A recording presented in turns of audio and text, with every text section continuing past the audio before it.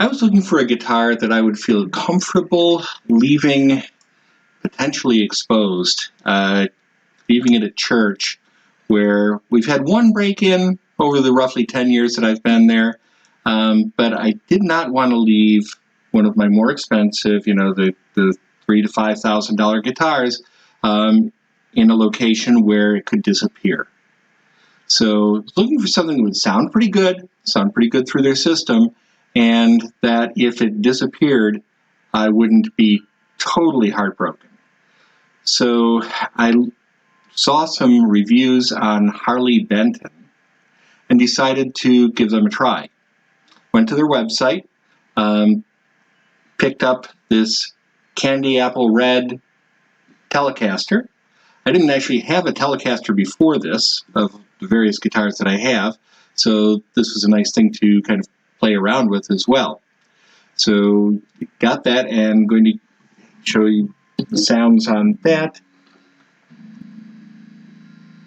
But also, as I was fishing around there, I saw this. I couldn't really decide between the two. This Telecaster body, but Filtertron pickups instead of the typical Telecaster pickups. So I got them both.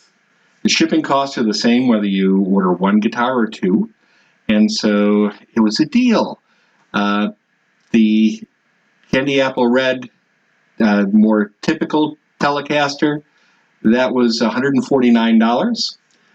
This Red Blast, little different Telecaster style guitar, different wood, very, very pretty, and this was $185. So add in shipping, add in tax, and it came out to just over $400 for two guitars, which I thought was a pretty good deal. But only a good deal if they play well and if they sound good. So let's start off by looking at how does it sound. Clean, doing a clean channel right now, and this is the Candy Apple Red, more standard Telecaster. The model is TE90 TE62 dB CAR for Candy Apple Red. The other one is a TE90 FLT Red Blast. Okay, so this is the Candy Apple Red one first.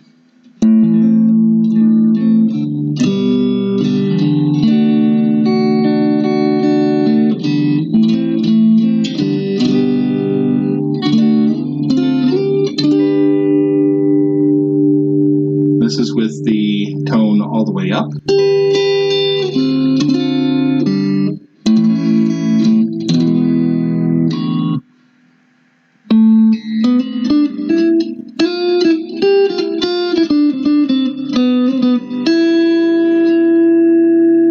So let's bring the tone down. If I bring it all the way down, it does get pretty muddy.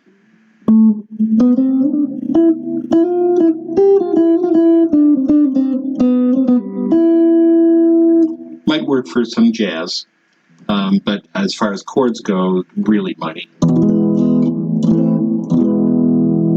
But that's with the tone all the way down. Bring it up a little bit. And it sweetens up nicely. Bring it up a little further.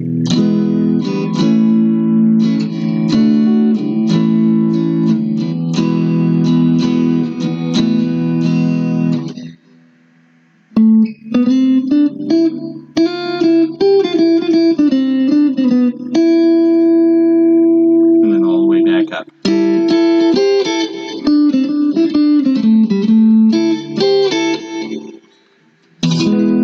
Okay. So then, how does it sound with a little more gain applied? Okay. This is a matchless model.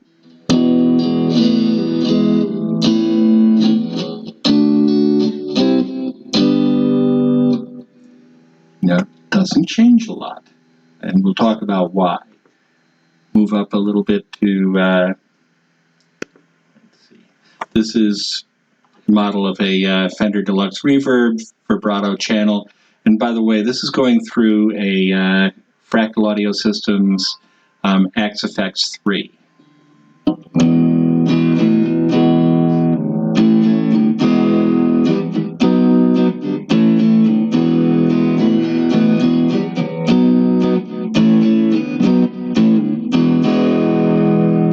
So it's a nice break up there. Let me bring down the tone just a little bit to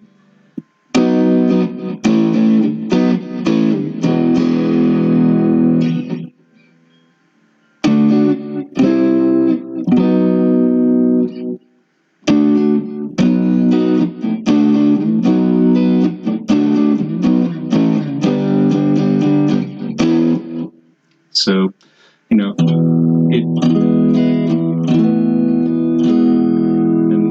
just playing it a little softer, it cleans up nicely.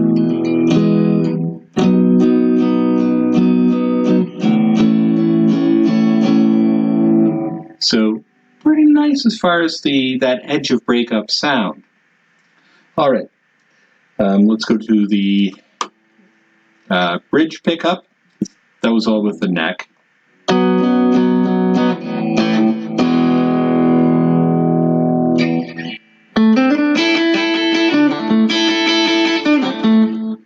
Now, the issue there is that it's really not breaking up a whole lot. It's, staying sharp. You're getting some overtones, but it's not really getting much in the way of distortion on that.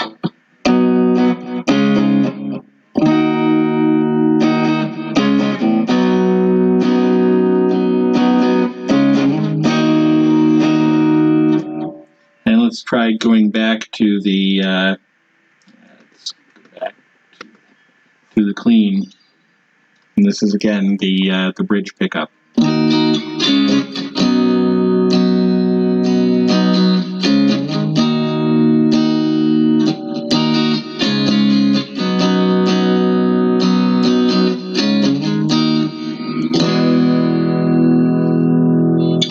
Okay. Now the combination of both pickups, again clean.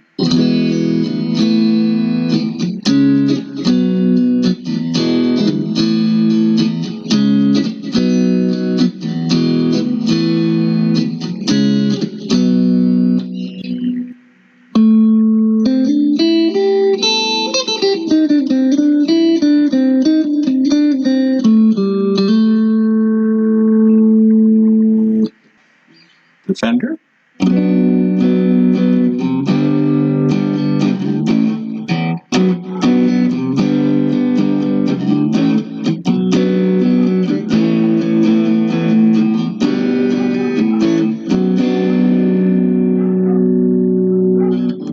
Okay, not bad. Actually, considering this is a $150 guitar, the sound is very good. Now let's talk a little bit about fit and finish. The fret ends are pretty smooth. I'm not one to run stockings over the edges of the frets the way some do, but basically it feels very smooth. The body on this one is poplar. The neck is caramelized maple. Very nice kind of joint here. It's really just one piece of wood, and so the carve on the lute is really nice. Attaches well. The binding is, I can't find an error in it. It looks perfect. So I'm actually kind of surprised at that for a guitar in this price range. The fretboard is, on this one, it's laurel wood.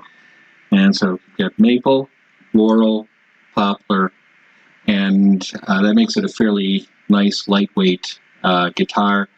Kluson style tuners, the pickups. Now here we'll talk a little bit about it. The pickups, the neck and bridge pickups, they're Roswell pickups, and that's true of the other model as well. They are relatively low output. They claim 5.75 ohms for the neck and 6.6 on the bridge. I actually measured 5.6 on the neck and 6.4 on the bridge, but I mean, that's close enough. It's probably within error. But that means that these are relatively low output. Fender Vintage use Alnico 3 and run 7.2 and 6.6. These are Alnico 5. And they do sound nice and clear, gotta say. And by being low output, that probably keeps a lot of the high end when you're dealing with cheaper pickups. So I think that actually works, but you do have to be aware of that and adjust the gain on your equipment because this is going to be putting out less gain, less volume than what you're expecting. Okay, so that's pretty much the TE62DB Candy Apple Red, basically the kind of standard telecast. So let's switch over to the other guitar. So a little bit about this. It has Alnico 2 pickups. Again, Roswell. They are they say 4.0 and 4.8 ohms, kilo ohms on the resistance on these. I measured 4.03 and 4.75. Again, close, not exact, but close. That's lower output than what the other one was. So really kind of surprised at that, considering that these are Filtertrons. Now the description was that these were both Filtertron bridge Roswells. They're not. They are the neck and bridge, at least if you go by the output and the ohms on these. This is an interesting wood. Very pretty. This is Sunkai, Sungkai, which is also something called white teak. The neck is maple, and the fretboard is also Sunkai. So that's different. That's not a wood that I have run across previously. It's a reverse headstock, and again, with the neck and head being one piece, it has a relatively small volute. There's no binding, so nothing to compare there. And the fret ends, again, pretty smooth. Not going to cut your hands and not going to catch a string. So, that works pretty well. But it's relatively low output, especially considering that the Filtertrons are technically humbuckers. So this is relatively low output. So let's hear what it sounds like.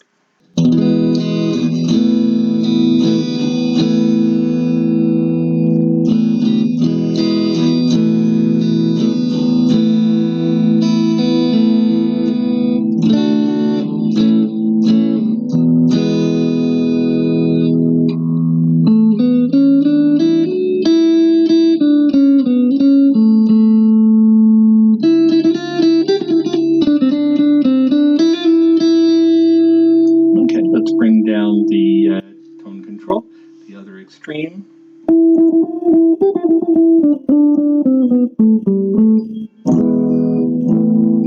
Again, really dull and muddy, but you kind of expect that. And then bringing it back up, just a little bit, and starts to get alive again.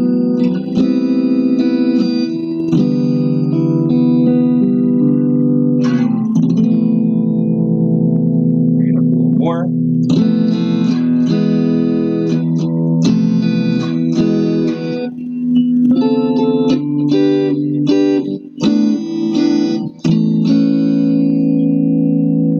And all the way back up.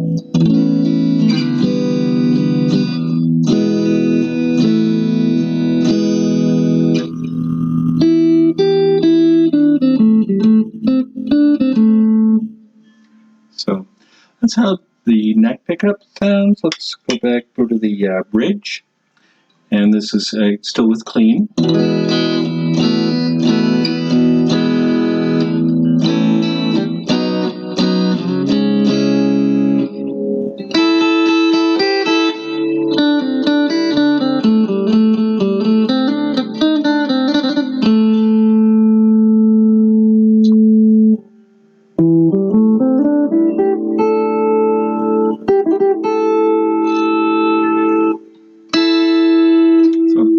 Brightens up, and sounds really nice. Go to the both pickups position.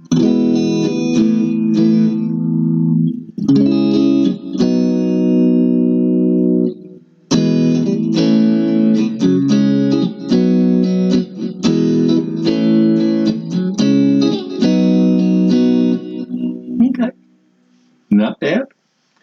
Again, we're going to the Fender Deluxe Reverb vibrato channel, edge of breakup.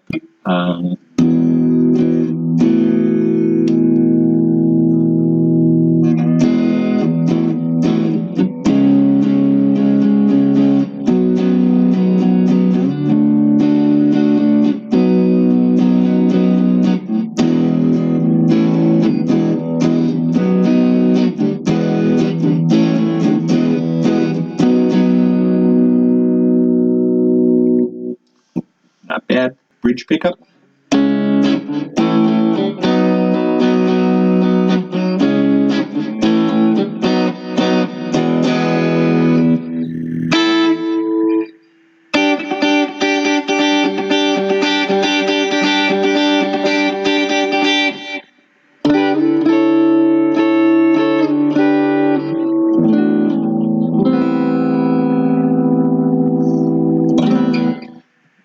Again, does not really push a lot of distortion.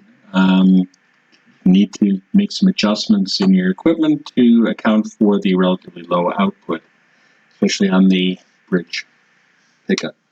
So let's do both.